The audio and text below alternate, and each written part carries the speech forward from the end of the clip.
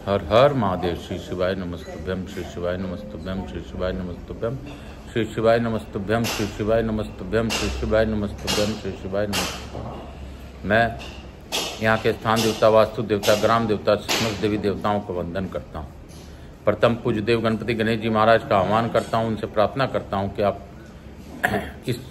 इस सत्संग चर्चा में पधार कर आवाज समस्त देवी देवताओं को आने का मार्ग दें और अपनी अखंड कृपा मुझ पर और मेरे चाहने वालों सभी लोगों पर बनाए रखें। मैं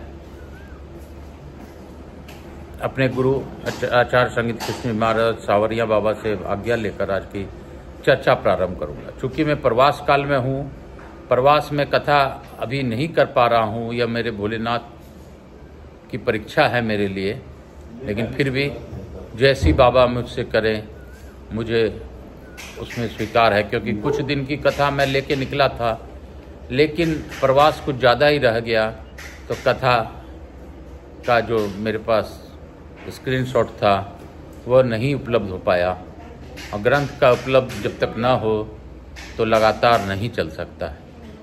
फिर भी मैं कुछ बातें बताना चाहूँगा कि अभी नर्मदा के लिए रेवा खंड का चल रहा है।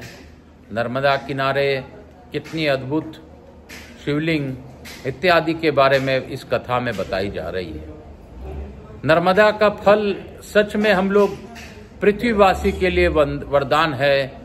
जिस प्रकार गंगा भागीरथ जी का कल्याण करने के लिए उतरी थी और गंगा उतर कर आज तक इस पृथ्वी में लोगों का कल्याण कर रही है, नर्मदा उससे भी श्रेष्ठ मानी गई है, क्योंकि वह स्वर्ग से सीधे अवतीर्ण होकर हम लोगों का कल्याण के लिए ही यहाँ आई है। और अगर नर्मदा का हमने एक बार दर्शन भी कर लिया तो हमारे कई जन्मों के पाप नष्ट हो जाते हैं। नर्मदा का स्नान का तो कहना ही क्या है, 7 जन्मों के पाप तक धो डालती है। नर्मदा किनारे शिवलिंग पूजन कर हम करते हैं तो हमारे कई पीढ़ियों तक के पाप को वो धोती है। और अगर नर्मदा के किनारे हम लोग होम हवन इत्यादि करते हैं तो यह इससे देवताओं प्रसन्न होने के कारण हमारे सभी पीढ़ियां मुक्त हो जाती है। नर्मदा एक अच्छा भाव है। जिस प्रकार काशी और उज्जैन महाकाल का भाव है, उसी प्रकार नर्मदा का भी भाव है। शिप्रा भी अमृतमयी है, शिप्रा भी स्वर्ग से ही अवतीर्ण हुई है और नर्मदा भी स्वर्ग से अवतीर्ण हुई है। कुछ समय पूर्व शिप्रा में जल कम होने के कारण जब उज्जैन में कुंभ लगा था तो नर्मदा को ही लाकर शिप्रा में मिलाया गया था। तो यह नर्मदा अमृतमयी है, कल्याणमयी है, और नर्मदा का नाम लेने मात्र से लोगों के कष्ट दूर हो जाते हैं।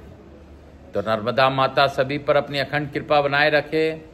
इसी भाव के साथ आज हम लोग नर्मदा चर्चा करते हुए नर्मदा नर्मदा नर्मदा नर्मदा शिव नर्मदा शिव नर्मदा शिव नर्मदा, इसी के साथ आज की इस अल्प कथा को विराम दूंगा और यही कहूँगा कि नर्मदा संभव हो तो नर्मदा का स्नान जरूर कीजिए। संभव हो तो नर्मदा के किनारे कुछ न कुछ अच्छा कर्म कीजिए। और नर्मदा के आसपास तो कभी भी बुरे कर्म करने ही नहीं चाहिए, क्योंकि उसके कभी पाप धुलते ही नहीं हैं। तो अमृतमयी नर्मदा का आज का विषय हम लोग यहीं पे विराम देंगे।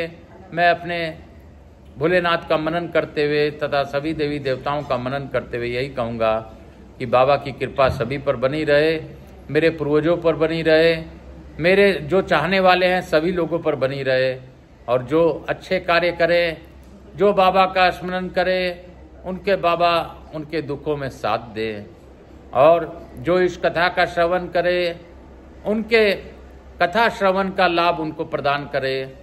और मुझसे जुड़े किसी भी प्रकार से हैं तो उनका इस मेरे कथा द्वारा दर्शन करने से ही उनका लाभ हो, ऐसी मेरी भावना है। आगे मेरे भोलेनाथ की कृपा जैसी होगी वो होगी ही।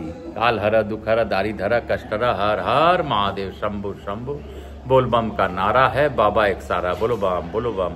रटाकर तू श्री शिवाय नमस्तुभ्यं। भजाकर तू श्री शिवाय नमस्तुभ्यं। जीवन का है ये सार, श्री शिवाय नमस्तुभ्यं। श्री शिवाय नमस्तुभ्यं। श्री शिवाय नमस्तुभ्यं। श्री शिवाय नमस्तुभ्यं। हर हर महादेव। काल हर दुख हर दारिद्र कष्ट हर हर महादेव।